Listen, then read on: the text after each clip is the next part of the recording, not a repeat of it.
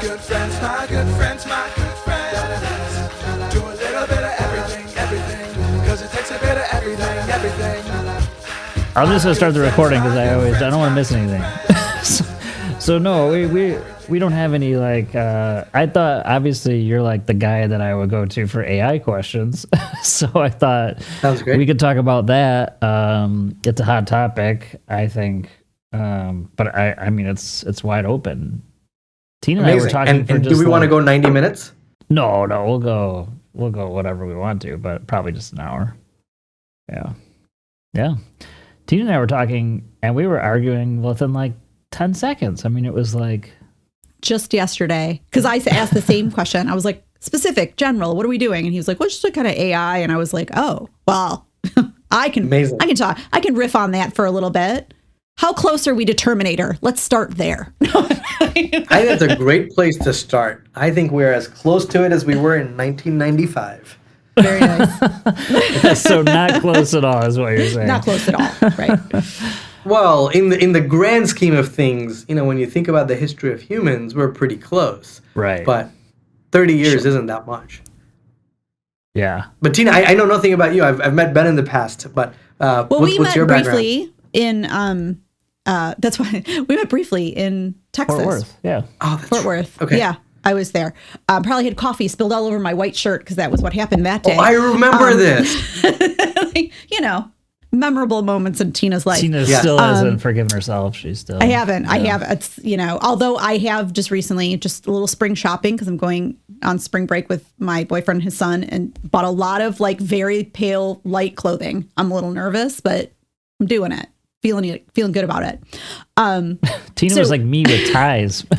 I'd come home and Jenny, my wife, would be like, "What happened?" I'm like, "I don't know. Yeah. Just go. Just go with it." Sorry, go ahead. It's dangerous. What about Tina? So I don't know. Who am I? What do I do?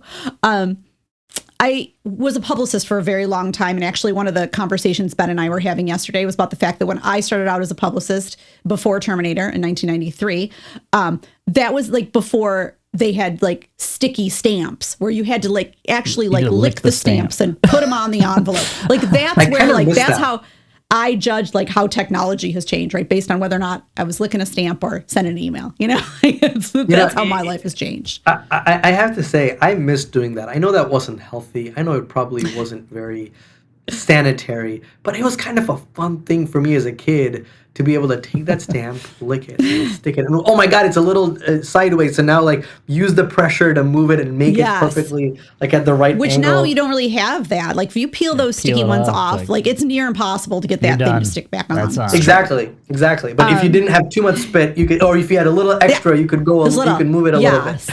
And then I would try, I try to get crafty. I know we're spending a few minutes on stamps, but I would get crafty and use the sponge and try to do once tear, lay out a stack of things, tear. It was not, I just felt, eventually I just went back to licking them because it was really the best way to do it. There was also the thing that had little water in it with a sponge, and then you could do the other side of the envelope. Because those were the other ones, not the peel off. Yes. I rarely send mail now, but when I do, it's the fancy stuff. I don't know. Yes. And I will say, I felt like stamps tasted better than the envelopes. Yes, always. They always tasted better. The other thing that always scared me about licking the back of the envelope was the paper cut you could get from the... that was the worst. 100%. 100%. Exactly. And you try to get away with licking just as little of the envelope as you could, and then it would still go anyway. Yeah. So then I was a publicist for a long time. So I worked in a lot of different industries, including the film industry, which is why I always like to drop a movie into whatever we're talking about. And then I started working in healthcare revenue cycle, and that's where I met Ben, still in sort of the marketing PR vein of things. And about, now 6 years ago, it's kind of an exciting anniversary, almost 6 years ago. In a couple of weeks, I left the corporate job world and started my own company. It's called Uncaged Communications. And I do a variety of things for a variety of people. Still in healthcare revenue cycle. I work with Ben on Leaders Forum. We do this together. And then I have some other kind of still I have like an entertainment. I have a theater client, which is very fun and interesting, and kind of keeps that spirit alive for me. Yeah, that's what I do. How fun! I don't know. How fun! Yeah. Fun little story. I don't think I've ever talked about this. I started my career as a model. I was. Me too. No. I was 3 years old, and my parents put me as a model. That's Are you amazing. like a catalog, like a catalog model? Like Sears catalog? well, are we talking? Here, what are we talking? This was in India, and there was my parents' house. They still have the fold out brochure that has all of my pictures, like reaching up for balloons in these clothes, etc. About 6 months after my modeling gig, that company went out of business, and that's when my modeling career ended. That feels personal. It feels like it was you. No, Yeah, no. Thanks, Tina. you didn't Feels sell like a enough. hurt. You didn't sell Feels like enough a hurt. outfits. 3-year-old models. I know, Yeah, but that's So- amazing. this is what we Okay. do. I mean, it's all sounds like as far fun. as I'm concerned, it's all service. I always like equate all of it, even like what I did as publicist, what I do now. It's very much like being a waitress, which I also did because I was an English major. What else are you going to do with your life and wait some tables? We've talked about our English major a fair amount. Yeah. Ankit, tell us about you. Like you grew up in India, sounds like, but tell us your journey. I mean, I don't think we ever talked about this, so it'd be good to hear. Yeah. So I grew up in India in Bombay, and I moved to the U.S. in 1997 because my dad wanted to move to Silicon Valley. He's a technologist, a diehard technologist, and in the 90s in India, which is very unlike the India of today, if you were growing in your career and getting more senior, you became a people manager and you got away from the technology. And he was like, I'm tired of telling people where to sit and to give them approval for their time off. I really want to be in the depths of technology. And so my parents decided, let's move to the US, let's move to Silicon Valley. And he joined a startup, and that's where his kind of startup journey started. And then since then, he started a couple of his own companies in the network security space, and was always a role model to me growing up of how you can start something from zero and how you build a team and build something that has impact. But we moved here in 97, went to middle school and high school here. Actually met my co-founder in middle school. We went to middle school and high school together. We were college roommates. Little did we know that we would start a company together many years later. And in grad school, I focused on using multi-core processors to optimize linear algebra, specifically doing sparse matrix vector multiplication. And I had no idea why this was Tina important. doesn't even know what you just said. I'm out. I was like, you said a bunch of words that There was like, something just, about linear, which I know what that word Like, means. Well, It's like piecing so, it together. to be fair, at that point, I felt like I knew what I was doing, but I had no idea what the context of it was. I was optimizing these algorithms, and I was seeing performance that was really good. And then I graduated from grad school, and I joined a search engine company. We were trying to build a better Google. And some of the founders of it were folks that came from Google. The founder of Alta Vista was there, if you remember Alta Vista from the 90s, and a bunch of other folks. And speaking of Terminator, our PR person was Arnold Schwarzenegger's head of communications during his governor campaign. Oh, and right. so see, it all comes together. Yeah. it all comes together. And what he taught me was the power of PR. I mean, the amount of PR this company got. We had 4,000 news articles, 400 TV spots on the day we launched. We had 80 million people try our search engine on the day we launched.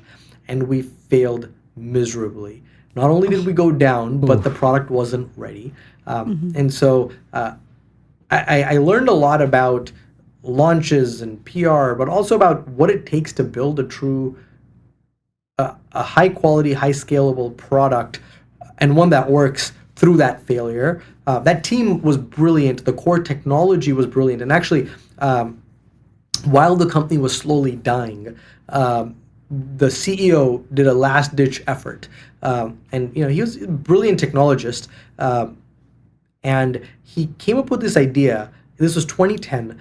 And he said, actually it was Christmas of 2009, because he did this in 2 weeks. I still remember, he just went into a dark hole and said, I'm going to work on a project and come back in January and show it to all you guys. And he said my favorite websites on the internet in 2009 were Wikipedia pages. If I ever want to learn anything, I can go to Wikipedia, look up a page, it's well organized, and I can learn about everything there.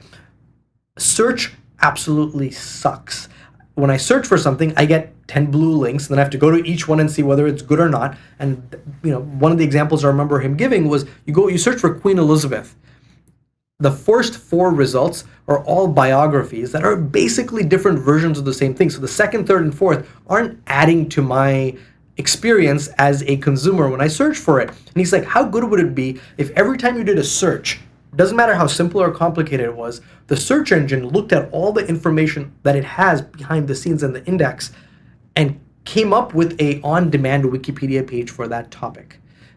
So that I could then learn. So instead of being a search engine, it becomes a knowledge engine. And so he went and he built this in 2.5 weeks on top of the infrastructure that we had. And I remember, and I searched for my dad's name and the startup he worked at. My dad's not, famous in a traditional sense, but it built a Wikipedia page for Ankit Jain, IntroGuard, that was brilliant. It talked about where he went to college, what he studied, the companies he had worked for, and what IntroGuard was known for and some of the patents that they had. I'm like, this is pretty cool. So when it worked, it was brilliant. When it didn't work, it was embarrassingly bad. And so because it was, if you take a couple of common names together or common words together, it will pull some information from website 1, some other information from website 2. You put the 2 of them together, and it would be like a circus. And you would kind of laugh at it and go, how bad can this thing be? And so when you look up news articles about this launch, people were trying it and saying how bad it was. And they're like, this failing company has another failed product. Right now, the core technology there and the IP was pretty darn brilliant. We ended up getting acqui-hired by Google for all of that, and we did a lot of interesting things at Google with that technology and beyond. But if you think about what ChatGPT or Gemini do today, you give it a random topic and it synthesizes something that is well organized and is bringing ideas together in a way that is useful to the users. That knowledge engine idea was 13 years too early. Yeah, but, right. We've been thinking about these kind of things in the industry for a while, and it's really beautiful to see it all come to fruition. Sorry, going back to your question, tell a little bit about being. I want to just talk about that real quick, because I think the failure is always the most interesting thing for me. Like if I'm looking at like, what are you learning? Like that to me is the part where it's like, yeah, you said I have learned a lot from that. My question for you maybe is, sounds like you had the smart, the right people. You even had the right infrastructure or technology that you built.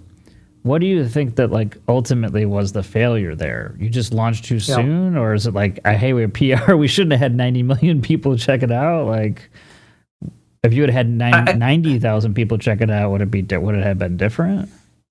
Yeah, I think there's quite a few lessons from my journey at Cool. Lesson number 1 is it's important to prove something works before scaling it up.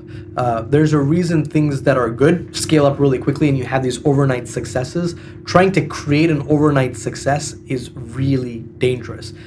Tina, in the Totally. entertainment industry, if you know your movie that you've made is potentially a bad movie, you actually spend more on marketing because you want to maximize how much money you make in the first weekend or two before the reviews are out.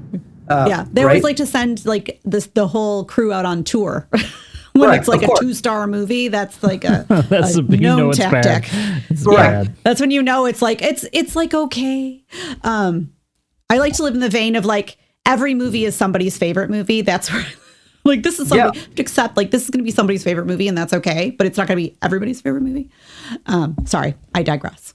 As always. No, but that doesn't work for companies. You have to build a company for the long term and build it out and get that user feedback. And when you have a science project, which for all intents and purposes, most startups, especially those that have deep technology you need to give the science some time to bridge into engineering and some time to bridge into reality for customers.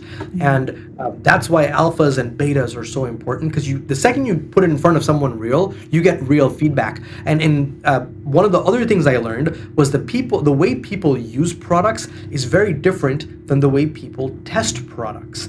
And that was a lesson that I'll never forget. Right. So if I was to give you a new search engine, you would test it in a very different way than the way you use a Google or Bing or whatever you use.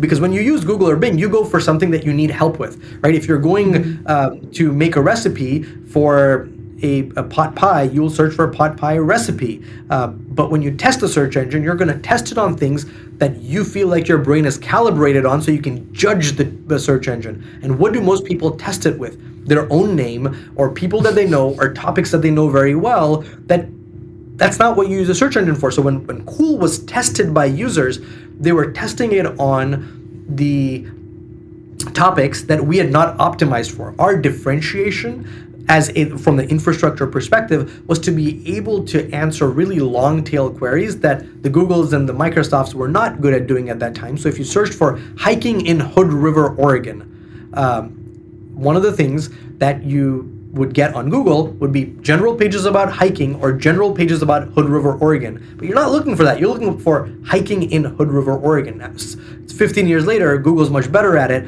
but back then it was terrible at it.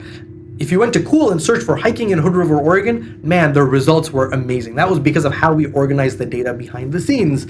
But no one tests a search engine with hiking in Hood River, Right. Oregon, or another good search query that we had, and I remember this one was Justin Bieber was on tour in 2009 and 2010, and so let's say you book tickets to see Justin Bieber October 17th in Vegas. You might want to see what else is going on in Vegas on October 17th. So you go to Google, in that case, and you search for October 17th Las Vegas. And even today, you get pretty crappy results. You'll just get general Las Vegas results. But if you searched us, we would understand, October 17th Las Vegas, let's try to figure out from calendars and extract those pieces and connect the dots there. And so when you build a new piece of technology, it's important not only to build what's your differentiator, but also understand the customer persona of how they will test it, how they will evaluate it. Because if you can't get past that, you're never going to have a successful product or business. That was lesson number 2. Lesson number 3 was that thinking about distribution is almost as important as building the product. I think Cool had a very good engineering team, an okay product team, which is why we didn't do the kind of iterations that we should have. But it had an incredible PR person who delivered on all of his goals. He went on to leading PR and communications for Yelp, took them public, did incredible gentleman. But for Cool, that was the wrong PR strategy. And I think it's important to figure out what is the right thing for the right company at the right time. So a lot of things for me as a young engineer to be looking around and learning from, and that's kind of helped me, through my career. And I make my fair share of mistakes, but those early mistakes that I saw others make were really helpful. No, that's great, because it's a classic, like, overnight successes are like, those are rare, and usually they're not overnight. Like they're not, there's a ton of crap work that goes behind the scenes that like looks like it's overnight, but the reality is it's not, so I totally agree with that. I don't your iteration thing too. I don't know if Tina, you may know this, but what's the film it made me think of it? Bob Odenkirk did like an action film the last couple of years. Mr. Nobody? Nobody? Yes. So do you know the story behind Mr. Nobody? So it's a great movie. I love it.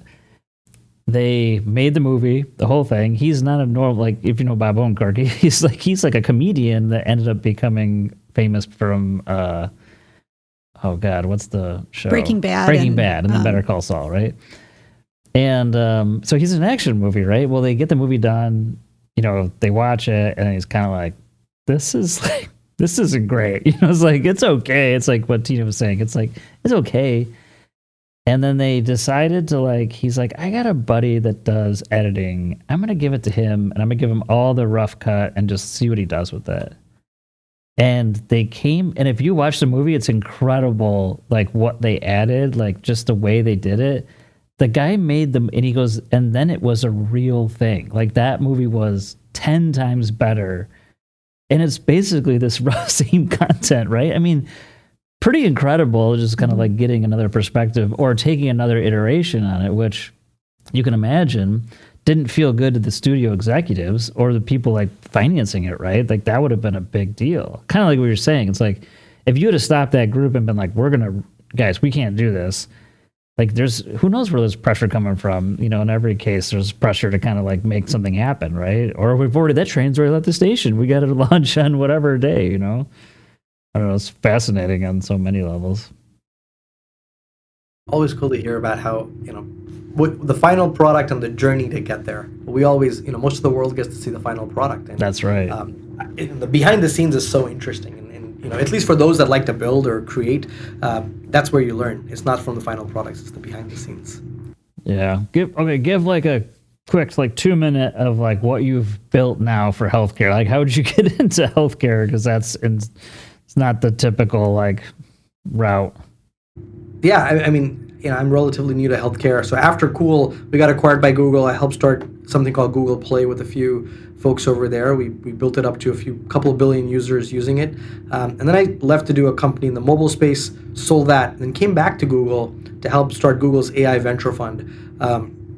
Right in 2017, when the Transformer paper was published, and this is the paper seminal AI paper that has unlocked all the magic of the last few years, and new demos started coming out. In 2018, a team at Google built this demo. It was a product that was launched called Duplex, and you could say, "Hey Google, make me a reservation at a spa, a salon, a restaurant, etc." And in the demo, the Google Assistant makes a phone call to, I believe it was a hair salon, and makes a reservation. I came home that night. I was gaga about it, and talking to my wife about it, and talking about the speech recognition, the natural language processing, the speech synthesis, all happening in 500 milliseconds. And she was like, wait, so you're telling me that this incredible technology was built by these great engineers at Google, and it's being used to make spa and haircut appointments? And I was like, that's not the point. I was like, the point is that the technology is incredible. She's like, no, this is so Silicon Valley. You build something incredible and you do something mundane with it. I'm like, what would you do instead?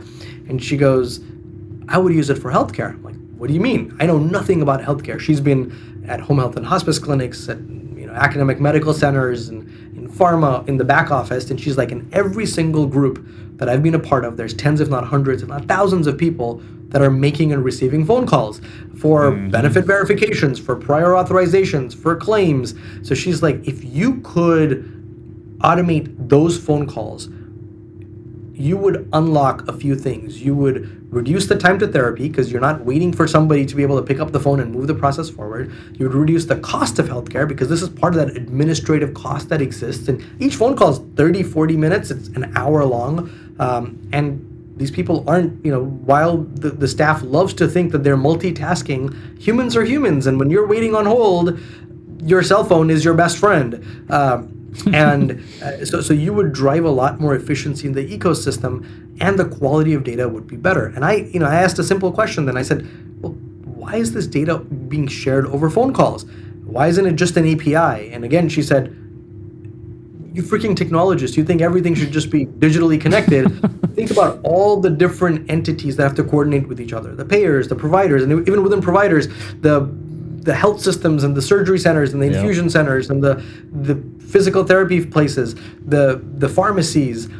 If all of them have to come around a table and agree on a standard, it's not going to happen overnight. And by the time they agree on a standard, it's outdated. And by the time it's deployed, well, good luck. And so she's like, that's why phone calls and faxes are there everywhere in healthcare. So we said, all right, let's start Infinitus and let's build a machine that can make phone calls. And we've done just over 3 million benefit verification and prior auth related phone calls. And we automate them for the provider bases that we support, for the specialty pharmacies that we support, for the infusion centers that we support. But this allows that staff that joined healthcare to serve patients to do that. So that's why our mission is to create time for healthcare. So you're not just sitting on hold collecting data as half of your job. And if you haven't listened to it, of your robot talking to a rep at a insurance, it's incredible. So I'll encourage people to go do that. It's amazing. And then we had Ankit come out to a forum last fall and do a talk on AI, and it was awesome. I mean, just so great. So yeah, I mean, incredible stuff you're doing. It's very interesting. So one of the questions I think Tina and I were talking about prior to this was, I get your take on, I mean, she asked about Terminator. We at the Terminator stage, but obviously I'm also thinking like there's been comparisons of AI to the advent of the internet and the cell phone and or like the smartphone, not cell phones, you know, like the iPhone. But I'm not convinced that like I think it's like, so if I look 10 years from now, is it something that's just kind of a part of what we do and it helps me? And yeah, of course, it's a no-brainer, right? Or is it really transcendent? Like, is it an iPhone type of like, because I would say internet and then iPhone probably right after was like, those things changed even just how we interact with each other, which I'm not saying for the better, but I do think it changed a lot. And so I don't know, Tina, if you want to add to this, but that's what I want to like talk more about. Like, what does it look 10 years from now? Because I'm not convinced that it's as big of an change as like the iPhone was for us. But maybe I'm wrong. I don't know. So my view on this is, oh, sorry, go ahead, Tina. No, I was just going to add too, like, I wonder, in connection with what Ben's bringing up, do you see, this sort of wariness about AI globally, or does it seem very like US specific? And maybe because I'm an American and I, read a lot of American press, it feels very American, like the fear piece of it. But that could just be my perception. So there's two parts to this discussion. The first one is, how big of a change is this latest set of breakthroughs in AI, and should we be fearful of it? That's the second part. So let's talk about each of those, because I think they're both interesting. My view is that what has been unlocked in the last few years fundamentally shifts how we interact with machines. So if I think about the internet, it connected us in a way and made the world a smaller place. Sure. It brought knowledge that was not available to us, and that's why it changed the world. Cell phones made that all available on the go, allowed us to communicate with each other in a way that was not possible. But even through both of those, it was a subset of the world that could be creators of interesting things, whether it was products, whether it was technology, whether it was value. It was limited to those that were in certain pockets of the world that had the know-how of doing it. I think what the breakthroughs in natural language have done in the last 5-6 years is make that something that is now potentially universally available, because now we can talk to computers not in code, but we can talk to computers in English, and the computer can translate between English and the computer's language and code. So at the most basic level, instead of me needing to go to a business analyst to look at a whole bunch of data to build me a graph, I can talk to the computer and say, hey, build me a graph that shows these two axes, or take all this data and find me the interesting things, or look at this 10K for this company and tell me, are there proof points of A, B, and C? All those things that you needed experts to do, you now have the ability to do yourself, because you can express your question to a computer, which then translates it into the complex expert level work that needs to be done. That was previously you telling that to a person who then did that work for you. Right. So it reduces the time to result, and it reduces the friction and the barrier to be able to do things that were previously for expert jobs only. Can it do everything? Absolutely not. It just has the ability to synthesize data in a way that wasn't previously available. So at a high level, I think it is a fundamental shift in how we think about computing, because it's unlocked a new level in my mind, in the same way the internet or cell phones did. It just makes data and the synthesis of data possible for anybody and everybody. So that's one. On the second side, I think these breakthroughs are interesting.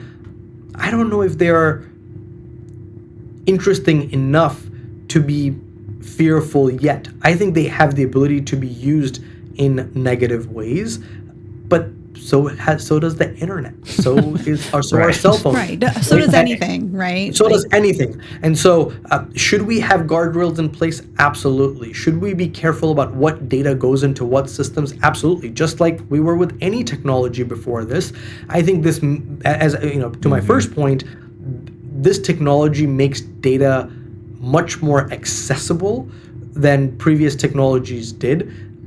And that's the fear, which is what data do you put in there and what guardrails are there to access that data? And I think we need to answer those questions, but that's no different than any other technology that's been developed over the last 20, 30, 50 years. Right. I always think I'm not a fan of any kind of like horror or that genre of film or television. It's just not my jam. But when I do watch it, I always you shouldn't be afraid of the metaphysical thing. You should be afraid of the human being. Like the human being is like, so when I hear people being kind of afraid of AI, an example I gave to Ben the other day was my brother was talking about things and he was like, oh, it's like every AI, all it does is like give you bad information. It's evil. It's this. And I was like, no, it's only as evil as the information that it acquires from a human who put it out there. Like that it's as evil as we are on our worst day. Like, like comparatively. I think it brings up an interesting point, which is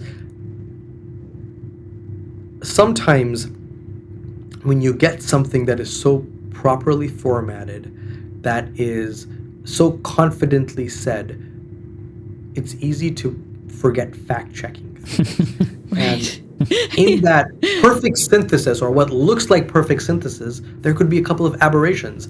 And I think we all will have to be wary of it, and making sure that we do the fact-checking for now as we learn and build the right fact-checking parameters that are there. This is why in healthcare, a lot of the AI use cases that are being adopted are ones that have humans in the loop in some way, shape, or form. When you hear about companies that are scribing clinical visits, well, your doctor or nurse practitioner is reviewing what's put out there before they sign off on it. When we do work where we're doing a benefit verification and we say a prior auth is required, well, the next step is to initiate a prior auth, bring the clinical data together, and submit it, and then someone on the payer side reviews it, whether it's a machine or there's many points of human intervention and in the loop to make sure the end-to-end is not just different AIs making decisions that can lead to catastrophic results. So we're not at the point where you can take an entire thing and say, let the machine make judgments and decisions. Right. I think machines are very good at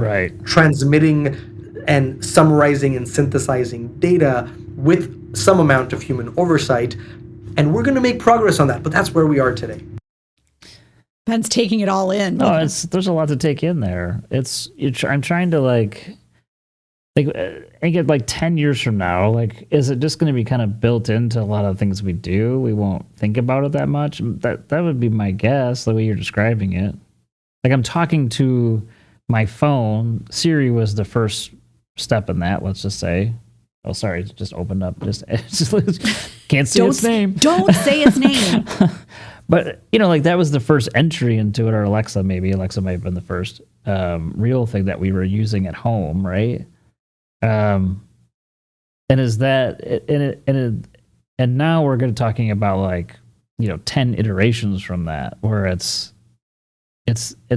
now we're kind of using that kind of, absolutely. I'm talking to things much differently than in the past, and it's kind of built in versus right now, we use Gmail for my work, and it's like, well, Google is trying to sign me up for this thing, and I'm like, you use this. I'm like, I don't know if I want to use that. That doesn't help me that much right now. right? I think it's going to be everywhere. I think it's going to be everywhere. And I always think that kids are a good predictor of how technology That's true enough. gets into life. And let me tell you a few ways in which my son uses ChatGPT. He's 6 years old. He asked ChatGPT to create different things that he wants to color in, and then he tells me to go, so DALL-E within ChatGPT, create me an image of 4 soccer players at the World Cup in a way that a 6-year-old can color it in. And it creates a little image. He tells me go print it out so I can color it in. That's, he does 2 or 3 of these a week, and we do those. He listens to a lot of audiobooks. We listened to the first couple of Harry Potter books, and after that, or we started Lord of the Rings, and he had a few questions, and he asked me, I'm like, I don't know, I wasn't paying all the details to those little minute details. I'm like, why don't you ask ChatGPT? He goes and he says, hey, how was Bilbo's grandfather killed by the dwarves? I'm like, I didn't realize this, right? And ChatGPT is able to tell him the backstory, and then you ask questions, go back and forth, and it's fascinating because he now has access to knowledge. He has access to different things from a creative perspective, in ways that I didn't have access to. If I had to spend that time to research that on Google, it would take forever, right? So whether it's ChatGPT or Gemini, you're able to do that. You're able to do creative things, coming up with ideas for trip plans. Our family went on a vacation with 2 other families last year, and ChatGPT planned 80% of it. It was pretty fascinating. We were working with someone in that country to make local bookings, but ChatGPT was telling me what to request, and that's pretty cool that we could do that. And I think it's going to be and these are all consumer use cases. I'm a big believer that when new technology comes out, whenever there's a breakthrough, this happened with mobile, this happened with the internet, and this will also happen with AI, businesses get really excited because they go, this is going to change our business, okay? And then they start using it, and it doesn't work. And so then you have a little bit of a winter where it's not being used. But that initial interest spawns a bunch of people to create consumer experiences, which are brilliant, and the technology gets better as more consumers use it. And then you have the second wave where it gets enterprise ready with the security, the guardrails, all those things, and with all the features that are needed to bring it all over enterprise, and then it goes all inside every major enterprise. Think about the internet. The first use cases, people are like, I can sell a bunch of stuff online. You had pets.com, you had all the Webvan, all these things. It wasn't quite ready for it. You saw all the consumer use cases take off, and then you started seeing the second wave, which was after the dot-com crash, which was where the enterprise businesses really were built. With mobile, you got all these people excited, but they still stayed on BlackBerry for a little bit after the smartphone came out. That's totally and true. It was not until like 2011, 2012, which is 5 years after the iPhone came out, and all the security, compliance, all those pieces were built out, that truly enterprises started taking it up. So we see this time and time again, and I think the same thing is happening in the AI world. There's a lot of excitement. I think 2023 was the year where every board had a couple of discussions at the public level of what is our AI strategy, and people came up with stuff. There's nice demos. We're lucky to be part of that progress and be adopted by a lot of large companies. But I think there's going to be a couple of years of a little bit of quietness. I think GCP and Ada and Microsoft talked about how they expect the hype curve to kind of go into the trough of disillusionment a little bit. Totally. But then it will come back up slowly as we build out this technology and figure out what it's good for, what it's not so good for, and build the right guardrails. I think that's spot on. Because right now, I mean, where everyone was like, oh, we're going to do this. Every health system was talking about it. And I'm like, what are the practical, besides yours, and there's a couple other kind of practical uses within, let's just say RevCycle. There's a couple practical uses that are being explored, being built. Yours is already going. But outside of that, there's not that many. And then, I laugh because I'm like, Epic, at HIMSS this last week, I guess they rolled out 60 things they're doing with AI. And I'm like, 60? Are they just saying that because it's like they want to look like they have use cases? It's like, okay, they don't probably really have 60 useful things at this point. What they have is like, we're doing a bunch of stuff to just see what, see what hits the wall. I'm like, fine.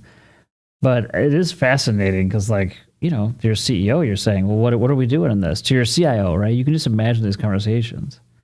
And they're going, we got to do something. But to your point, it's like, yeah, there's going to be some things that are going to be no-brainers, but like it's probably going to be a couple more years of trying to figure out what those things are that people are really trying to build or that really are effective, that really work, really change the game. I think you're spot on. It's hard to distinguish because the other problem is you have vendors, like every company says we have something in AI. We're using this, and they use, okay, isn't that just an algorithm? Is that really like what it is? Yeah, internally we all always talk about what are our moats as a business, and recently, it was in the news. Elon Musk sued OpenAI, and OpenAI kind of put a blog post about their thoughts on it. And one of the things they said was the algorithms haven't changed since the mid '90s.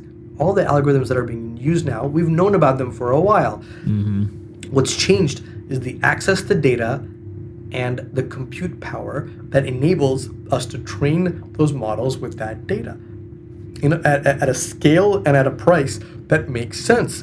And so when we think about moats and when we think about differentiation, it's the access to data, it's the access to the workflows, understanding where it fits in so that we can create an experience and a product that for our customers makes a business impact.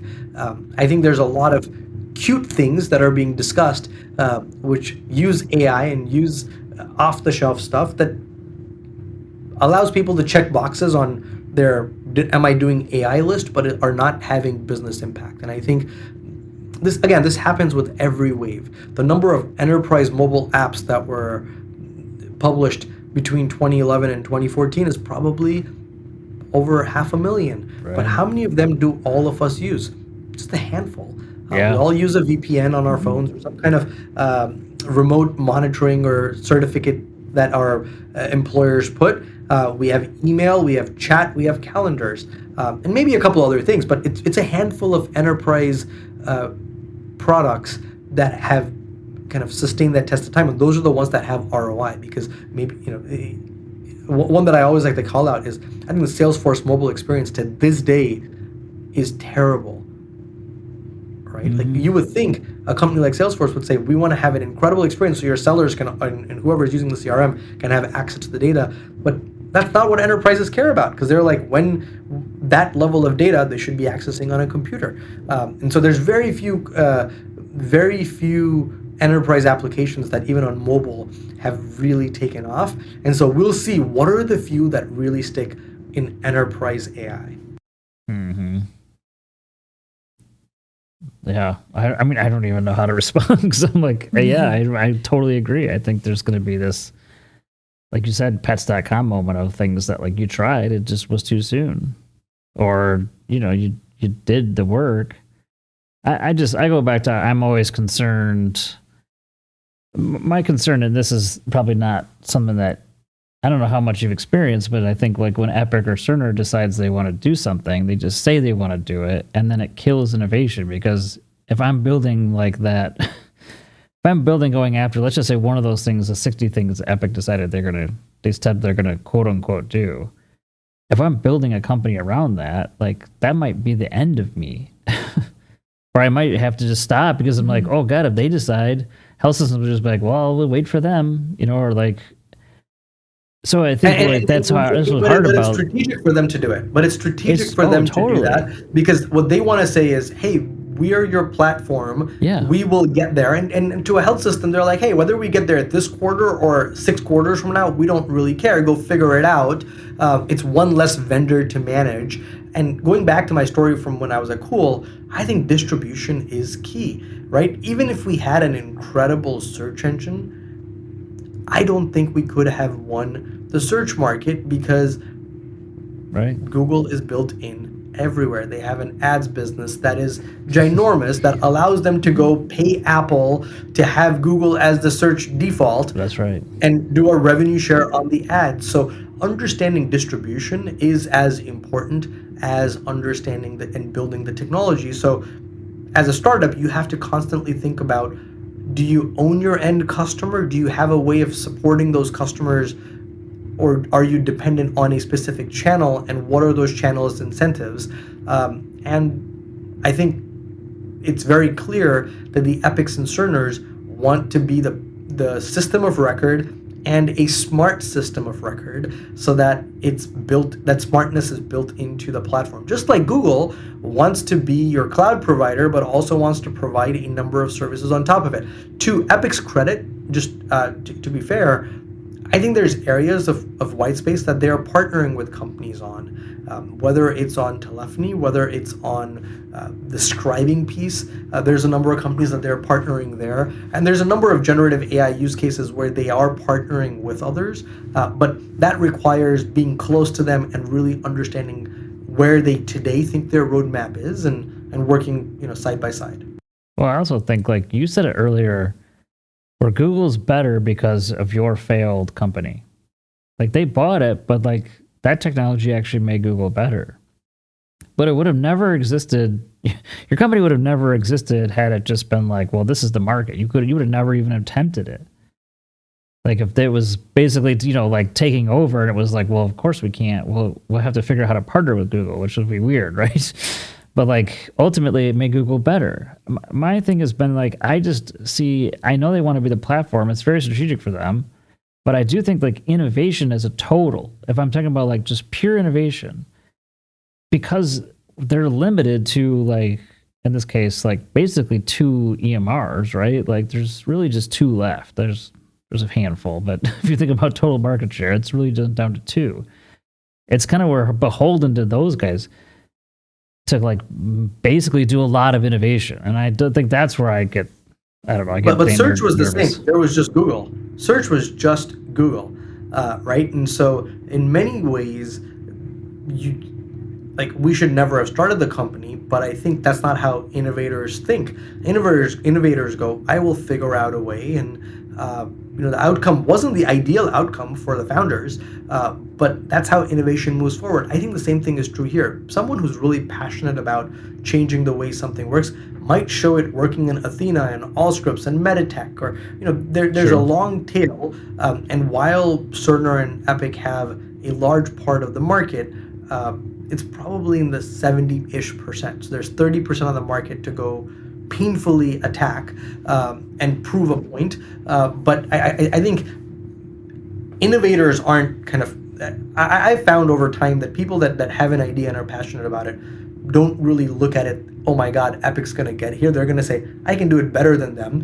And so we will push through and prove to certain end customers, that we are the right solution. And I think one of the things Epic is very good at doing is listening to their customers. So if a large health system was to come to them and say, we want to use this technology, make it happen, they would make it happen. And I've seen that happen from time to time. I don't know if I totally agree with that statement, but I think case studies, but I think like in specific cases that's happened. But if I'm the average health system, they're not doing that. Of course, because the average health system isn't looking to pound the table. I disagree. I think they're just absolutely saying they're not going to do it. Or go through the app orchard, or you have to do this. Well, I don't know if we can do that. That's what they're getting. So I don't know if I totally agree on like that they're good at that piece of it. I don't know. I don't know. And part of it is I think there's a handful of them. There's a handful of them that pound the table and say, we want to do it our way. And that's the way a innovative company has to break through, because once you get those folks live and show results, then the results speak for themselves. I think 95%, you're absolutely right. 95% of health systems, Ben, aren't going to pound the table. They're going to wait for the platform to build it, but you have to start with the 5%. And that's a limiting factor, because those 5% can only do so many projects at a time. Yeah, no, I agree. You're limited to kind of like what they can take on or are willing to take on. I think it's also like I hope that after this change thing, we've learned a fair amount of like don't put your eggs in all in one basket, because we just absolutely got burned on it. Something that what do you think? What do you think is an alternative? Well, a month ago I would have said clearinghouse is a total commodity. It's absolute commodity. It was race to the bottom of like what was the cheapest cost you could do it for. No one even thought about it. You wouldn't. I don't know if I've talked to anybody who was like, "Oh, I'm switching my clearinghouse." You're like, "Why?" That's how I would have responded.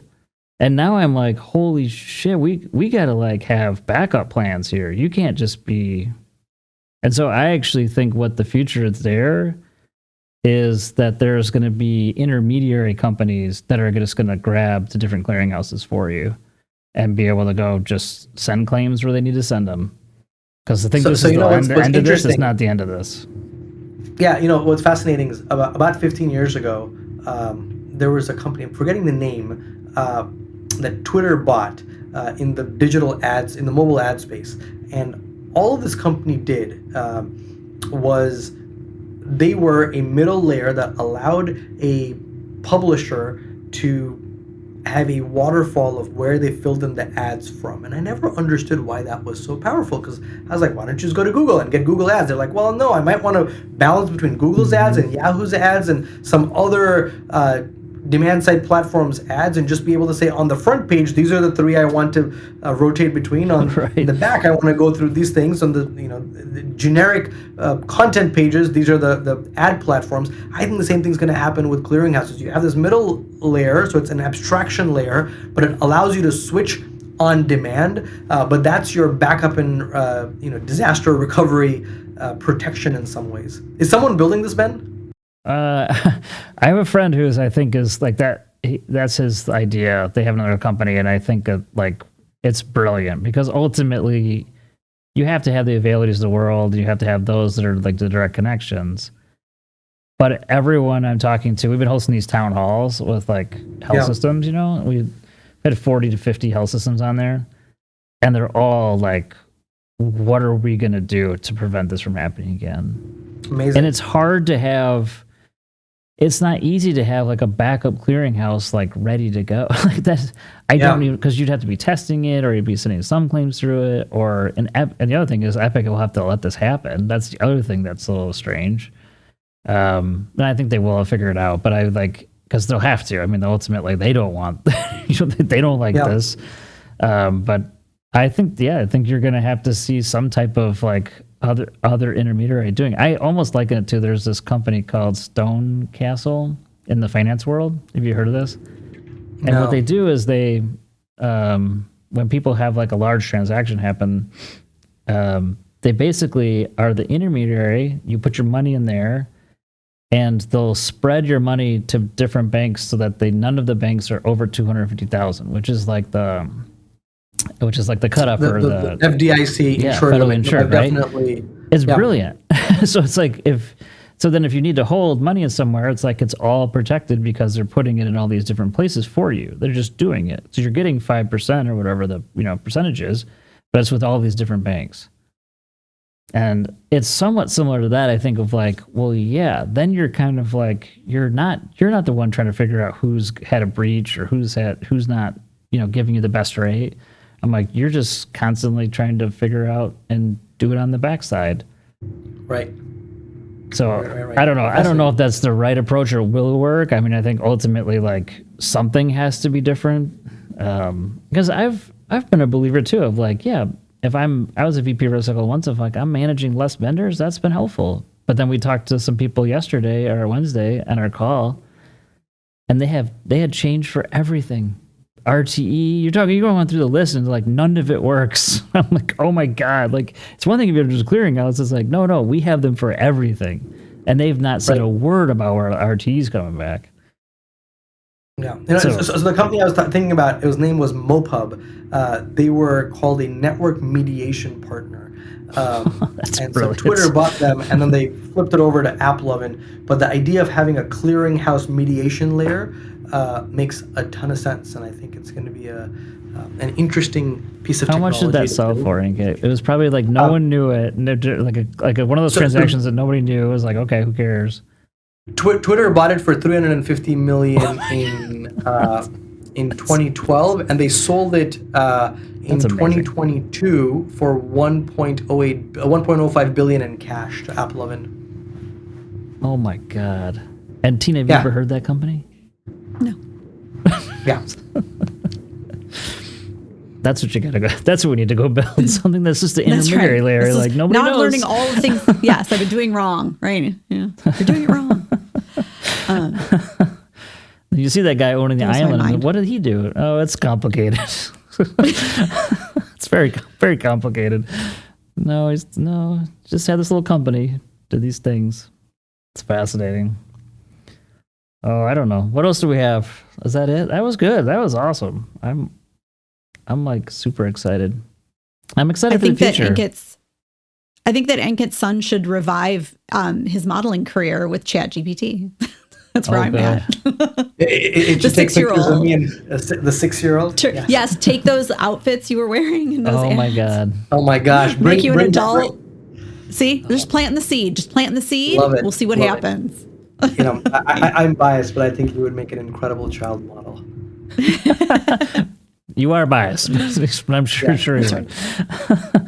Well, Ankit, thanks so much for your expertise and coming on the show with no prep or warning what we were going to talk about. I thought it was great. Hopefully our listeners loved it. I'm sure they did. Reach out to you, Infinitus Systems, right? Yep. Infinitus.ai. Infinitus.ai, and doing incredible things. I can't stress it enough. It's pretty amazing. Taking out those phone calls is just a huge deal. So congrats to you.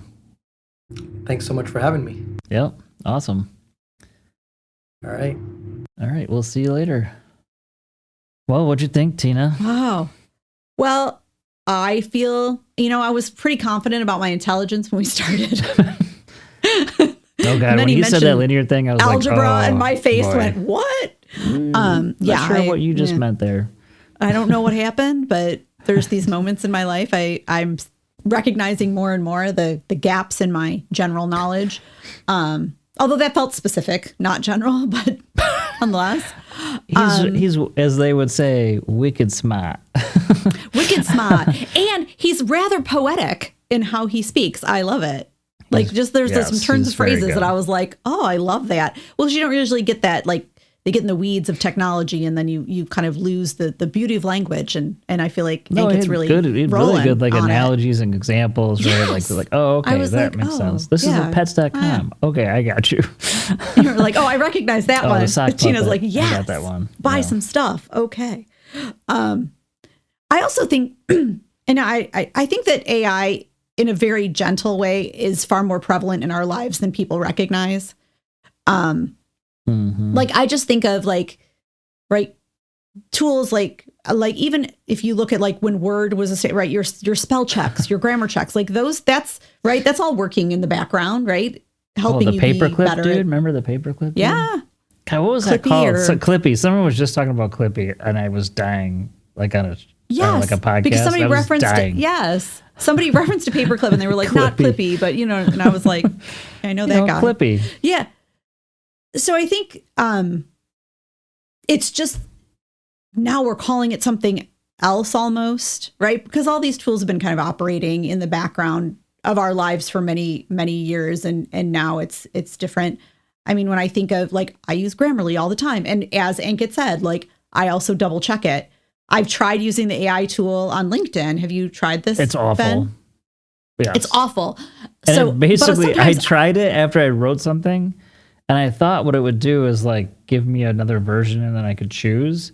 It literally just wrote over what I did, and I was like, "This is awful. I can't." And use it's this. awful. And then I had to rewrite the whole thing. I'm like, God, it was so good. It was definitely one of my best posts ever. I just want to say that. Yes. No, I don't know. Well, so now what I do before I try it is I copy what I wrote. Because sometimes I just want to see what it's going to do. Well, I learned the next time I was like, oh, I should, if I want to try that. But I was like, I'm not using this. I think I'm okay.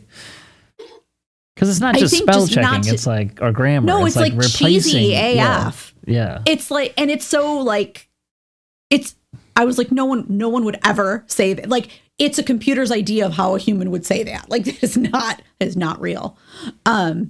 So I like to play with them, but again, I'm still being the human in the right, like the grown up in charge. That's how I like to think of it. No, I've used it for like reviewing an and email, checking and assessing. Like I'm sending to a large group, and it helps me For sure. format it. Then I have to go back through and be like, okay, that language doesn't like. It's some I feel like it uses very I don't know the right word, superfluous, like very like fluffy language where it's like, this is the most incredible thing. It's like, okay, let's take it easy. Let's dial it down a notch. Yeah. It's like, and it's not in my mind, like I often think of social, right? This is a conversation we're having, right? So like the language should be conversational. That's just how I see it. It's called social media for a reason. Like we're social. And I think it turns it into more of a statement. And then again, to your point, like with a bunch of language that feels, I don't know, not right. It seems to me that it's obvious when it's constructed by the AI tool. I will say that what he said about the thing he said about kind of like every different advent of the newer technology, the internet, cell phone, had the same kind of thing where it's like users took off, and okay, then it like businesses were all super excited, and then it didn't work, and I would say that feels like a light bulb moment for me of like, yes, that's exactly what's happening right now. We're in this moment of like, what are you guys doing with AI? And then people are like, not as much as you think. We're thinking about it, Yeah, it's like, okay, maybe I don't need to have a plan on that right this year. What I need to have is like let some people figure some stuff out. Which again, I'm hopeful. I'm not trying to bash Epic. I'm just saying I'm hopeful that they actually figure it out for people, because I think if they don't and they come up with like B products, like that's good. That would be a huge disappointment, because they have the money to be able to take a risk on some stuff and see if it pans out.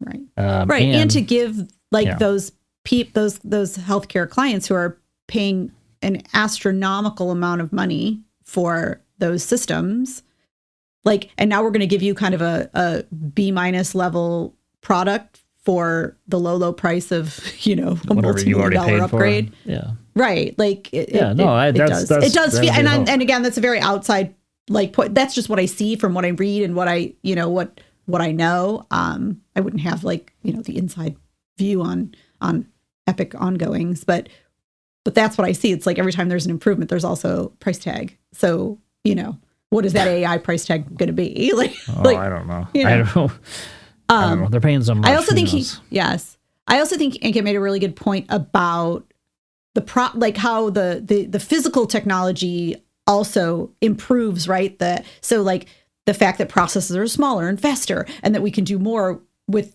smaller, faster things. Because he was talking about how technology is processing faster. I think we'll find that AI will grow as that processing continues to be improved. Yeah. The technology pieces. No, I agree. Yeah, I think that all those points about kind of just iterations and then getting to something, I love this failure story of and I guess the point of that is part of innovation. It didn't work, but ultimately it made all these other products better. And that's the thing I would continue to push our community to keep doing is people need to keep, we need to have startups. Right. We need to have startups that go try to do something different. And even if they fail, it's maybe it pushes us a little further along. And that's what I probably get most nervous about is we get these really large companies, and then you're relying upon them to do so much. And we're thinking they're the innovators. That has typically not been the case. Right. As we know, my boyfriend works for General Motors. I talk about it. But he always says a change for General Motors is turning. It's 6 years in the making. A ship. Yeah. You can't, there's nothing happens quickly or interestingly, as the company gets bigger, everything happens because slower. they're built to mass produce at such a level and scale that's of course, almost nobody could do that. The fact that Tesla even made cars is incredible, a sheer force of will, right? But they had all kinds of problems at the beginning. And so, yeah, I can totally see it. So there's purposes for those things. And, but is GM going to be the company that comes up with the newest, changes everything? Unlikely. Right. I think it creates some great It's gonna cars, and they are. Absolutely. That's I think that's a really good point. Just being like, some things are built for that. But I also think like we've got to continue to push and like push into the new things, and hopefully those companies get a chance. That's what I think. We have to have room for people to try and fail, right? Because that's how ultimately things change, right? Is somebody's taking a moonshot, see what happens, And sometimes the first ones, maybe it's 20 tries or 30 tries or 100 tries or whatever before you get to the thing. And I think that's also, just to tie it into real life, like the thing that, as a parent or as a leader, like you have to give people the opportunity to try and fail. Like you don't have to get, an A every time. At least not in my world. Certainly not in math, clearly. I mean, hey now. No, I totally agree. I was real good at math until it got complicated. And then it got complicated. And I was like, that's okay. Too much. It's okay. You don't have to defend I don't yourself. be good at everything. I don't have to be good at everything. I only Tina, just look in the mirror and tell yourself, I'm good enough. I'm smart enough. I'm smart enough. Yeah. Gosh darn it, people like me. That's right. That's right. That's a good way to end. That's a good way. We'll wrap it up. We'll wrap up on that. Gosh darn it, people. We like you, and hopefully you liked us in this podcast. We'll talk to you later. My good friends, my good friends, my good